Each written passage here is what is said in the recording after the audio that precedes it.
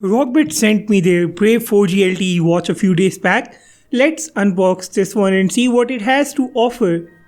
This watch comes in this very premium black box. We have some watch specs at the bottom, including its black color, MediaTek MTK6739 quad-core chipset, 3 gigs of RAM and 32 gigs of internal storage. Display is 1.69 inches. This watch has a 1360 mAh battery, 2 cameras of 8 megapixels each, and it's IP68 certified. Let's unbox it now. At the top you will find the watch. Underneath we have an additional leather strap of the watch. There are two small boxes here. One box includes the watch's charging puck and the other one includes a micro USB cable along with another cable to charge the watch without the puck. There's a small tool to open the watch SIM slot.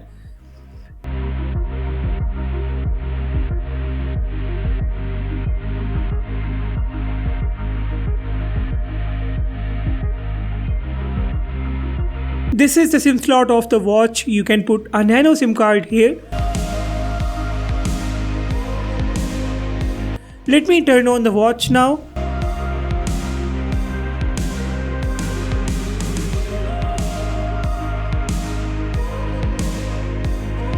The watch will let you scan the QR code to install its app, or you can just open the Play Store and install the VWatch app. This app will sync the watch with your phone. There are two ways to use this watch. You can either sync the phone or use the watch independently with its own SIM card.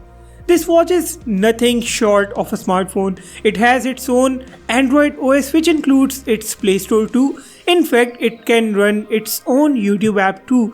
The speaker on this watch is quite powerful and loud. I even connected my Bluetooth earbuds to the watch and they worked very well as well. You can also easily use the dual cameras on this watch. One camera on the side can be used to capture the photos and the front camera can be used for video calls directly on this watch. The 32 gigs memory of this watch can save a handful of photos and videos.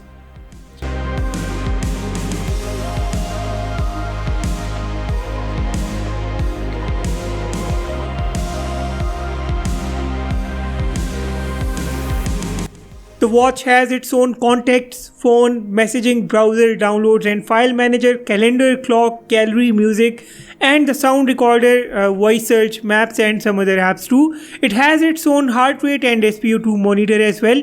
It can track your activity too, and guess what? None of this is a gimmick. Everything on this watch is fully functional. The camera quality isn't that bad. I mean, the camera can definitely save the memories.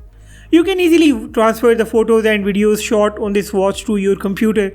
Google Maps come pre-installed on this watch. They work fine. I tried setting the location of my home and I was quite amazed to see that the Google Maps work accurately on this watch.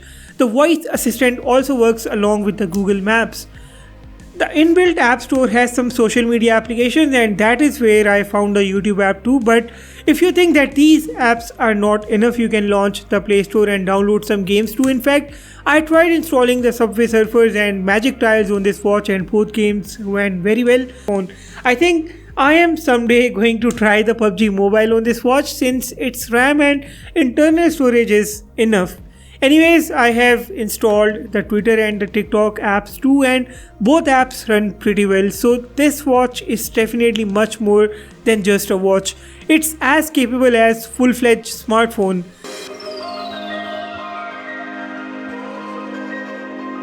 Another thing that I forgot earlier are the smartwatch faces. This watch is loaded with over a dozen watch faces and you can even create your own custom watch face. To change the watch face, you can just long press the current watch face on your watch and it will take you to the watch face selection. Now you can select a watch face of your own choice. Because this is a watch and it tries to function like a smartphone, it can't quite accommodate all the elements of the applications on its small display. Some UI elements just get cropped and that's kind of a bottleneck. Also, things take time on this one. It cannot replace your smartphone for sure, and I only recommend using this watch as a companion to your smartphone. Overall, the Brave 4G LTE is quite powerful and an exceptional watch, and I quite like wearing it and sometimes showing off its capabilities. That's all for now. If you liked this video, hit the like button and subscribe if you haven't yet. With that being said, I will sign off and see you all in the next one.